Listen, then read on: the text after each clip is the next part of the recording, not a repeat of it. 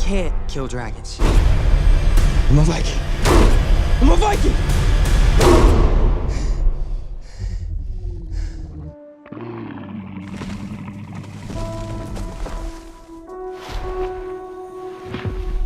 It's okay. Welcome back, everyone. It's Charlie. They released the trailer for House the Dragon. I mean, How to Train Your Dragon. Everybody will remember House the Dragon Season 2 because they did the red sewing, and it was more like how your dragon trains you.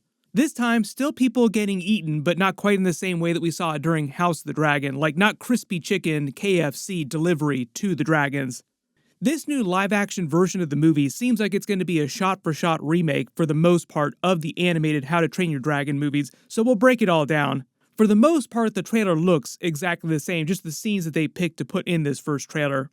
John Powell seems like he's back doing the music again, like they use a lot of the same theme music from the original animated How to Train Your Dragon movies. And even though I do think that Baruchel is going to have some sort of cameo scene in this new live-action trilogy as they remake the animated movies, Gerard Butler is back as the Stoic character that he played in the animated movies. I can't kill dragons. But you will kill dragons. I can't kill dragons. But you will. So at least some of the animated actors are back to do the live-action versions of their characters, but Gerard Butler is just like a really, really big actor. Baruchel probably would have played Hiccup, but Hiccup is meant to be 15 years old during this movie, and Baruchel obviously not 15 years old anymore. So we will see what his cameo scene winds up looking like in the movies. The actor who's playing the live-action version of Hiccup in these movies is Mason Thames. I'm not really familiar with his stuff before, but you might recognize him from somewhere recently. Just starting at the beginning of the trailer footage here, so they show him at the very beginning of the story before he's really figured out what he's going to do with life, because the whole idea is that he doesn't want to hunt dragons like his father and his people on Berk. The whole idea is that their island of Vikings hunts dragons. That's like their big thing. A lot of the commerce in this part of the world within How to Train Your Dragon is built on hunting dragons and selling their parts. So the whole idea is he's sort of like the odd man out. It doesn't really know how he fits into their society. But because his father Stoic is the chieftain, he's meant to be like the strongest, best, baddest Viking that they have. We get our first shot of Gerard Butler as live-action Stoic, getting ready to go on a mission. This is him attacking a nest of dragons, getting ready to roust some out so they can hunt them. He mentions his family's axe that he plans to pass to Hiccup, basically teaching him the ways of their people. This is a shot of their training arena. This is probably from him through the movie. There are a couple different scenes of him basically practicing how to train dragons. This is the title of the movie, How to Train Your Dragon. But the whole twist on it here is that he's been working in apprenticeship with Gobber, the village blacksmith, to create special bolas to bring down dragons, which he uses to bring down the Night Fury, Toothless. So before he does that, everybody on the island thinks he's kind of a joke and makes fun of him most of the time. He winds up using his new tool that he created with Gobber to bring down the Night Fury and tries to prove it to everyone by finding him. But when he finds Toothless, he spares him, and then Toothless spares him.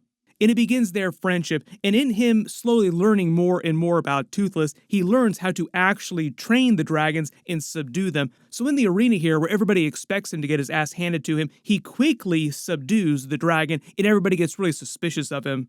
They don't show the live-action version of Astrid here, but she's the one that starts poking into how he learned to subdue the dragon so quickly, because she's meant to be the badass of the two of them.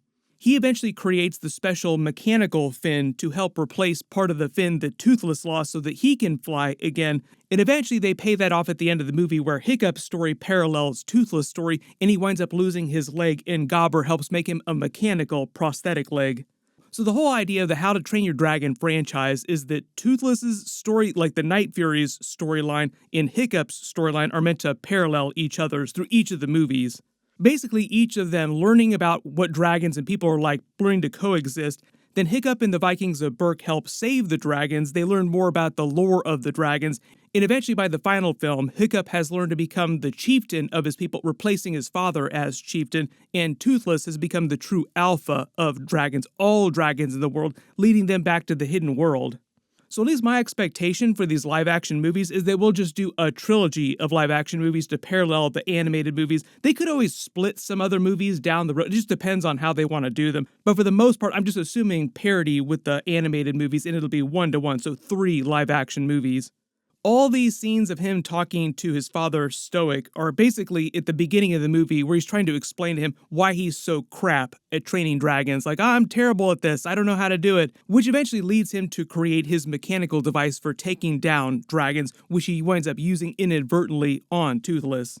This is meant to be the dragon's nest that you see Stoic attacking earlier in the trailer, which is led by the Red Death, who's like the main alpha of this movie, like the main villain that they all team up to face, using Toothless and Hiccup to take him down. Basically, it's them eventually learning that the smaller dragons here have been forced to serve the larger alpha Red Death dragon. So the big twist of the movie is that the dragons themselves, like these smaller dragons, are not evil. They've just been forced to serve the larger evil dragon. So once they get rid of the larger evil dragon, they're just as happy to live with the other people of Berk. But they basically use this first trailer to show them meeting for the first time and him learning that Toothless doesn't actually want to kill. Like, oh, dragons aren't evil. They can be good. Generally, the visual effects on Toothless look pretty solid. Like, the special effects have advanced greatly since this first movie came out more than 10 years ago. And even though they just briefly showed their first meeting from the animated movies during this, in generally the way they portray Toothless and the other good dragons is actually as dogs, as opposed to, say, like How to Train Your Dragon or the Game of Thrones movies, which portray their dragons as being a little bit more like cats, like a little more standoffish, as opposed to Toothless, who acts a little bit more like a dog.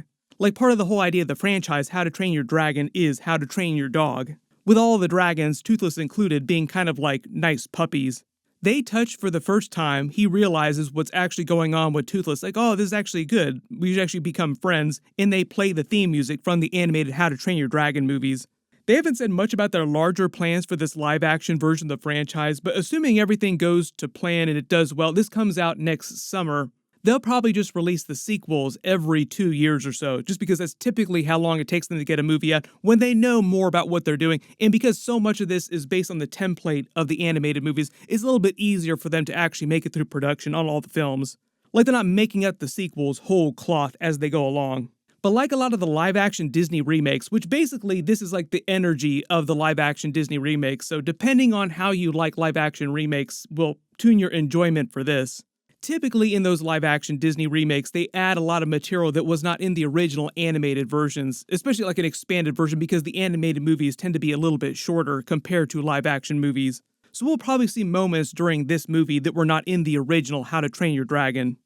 Generally, the whole arc of the movie is them learning about the Red Death, him being the big villain, attacking Berk with the smaller dragons, then Hiccup and Toothless convincing all the other Vikings on Berk that the dragons can be helpful, they can be good, when Toothless protects Hiccup from being killed by the Red Death. What they'll probably do when they release the next big, longer trailer is we'll see more of the actual live-action versions of the characters. We'll probably get some teasers for the live-action version of the Red Death. Just using House the Dragon as a comparison for like the size of dragons relative to people within the world of How to Train Your Dragon, most of them are meant to be on the smaller side. Probably one of the best examples would be like Vermax Jace's dragon, where like the Red Death would be more like Vagar, like really massive dragon by comparison to the others. But the way they portrayed the Red Death in animation is that it was even bigger than that, like the disparity between the Red Death and the smaller dragons was even bigger than Vagar and the smaller dragons on House the Dragon. Big old grumpy grandma dragon. And on How to Train Your Dragon, the Red Death is meant to be a male dragon, other big difference too.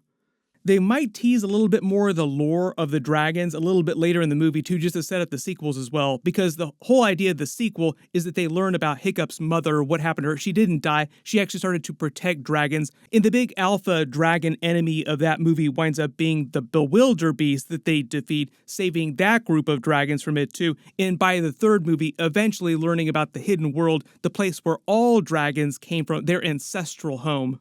So they use all the movies in the trilogy to sort of tease out the entire lore of all dragons in the world of How to Train Your Dragon.